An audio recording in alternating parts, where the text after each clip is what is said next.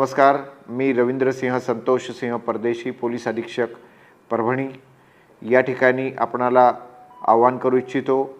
विधानसभा निवडणूक 2024 उद्या मतदान आहे।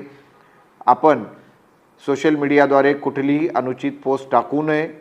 आमचा cyber cell, cyber police station यांचं विशेष पथक या पोस्टवर नजर ठेवून आहे।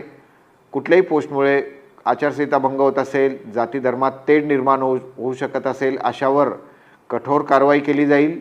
विशेषतः माझ्या तरुण मित्रांना आव्हान आहे की आपण समजदारीने कुठलेही आपलं समाज माध्यम हाताळावं आणि या निवडणुकांमध्ये कुठलंही त्याचा अडथळा येणार नाही, आचारसंहिता भंग होणार नाही याची कृपया दक्षता घ्यावी। धन्यवाद।